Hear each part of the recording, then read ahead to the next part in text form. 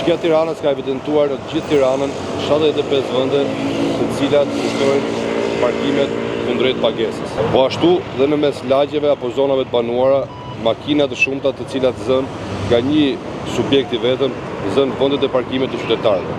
Bashkia e Tiranës, Policia Bashkiake, Inspektorati i Mbrojtjes Territorit me mbështetjen e madhe të Policisë së Shtetit do të marrin masa të cilat to hapësira të zëna padrejtisht të lirohen.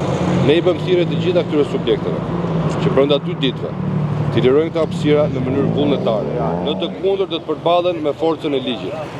Ndodhemi këtu me përfaqësues të Bashkisë Tiranës, nën kryetarin, drejtoreshin e Policisë Bashkiake, kryeinspektorin e Mbrojtjes Territorit, për të monitoruar njërën prej zonave të qytetit Tiranës, e cila shfaq problematik në bllokimin e hapësirave publike në këtë zonë. Jemi në proces të vazhdueshëm për monitorimin dhe mos lejimin e pushtimit të këtyre hapësirave publike të liruara më parë apo që do tentohet të bllokohen rishtas. Gjithashtu Policia e Tiranës do të vazhdojë procedimin penal dhe ka të gjitha aftësitë dhe kapacitetet logjistike për sekuestrimin e gjithave pajisjeve të cilat do të përdoren në bllokimin e këtyre hapësirave publike.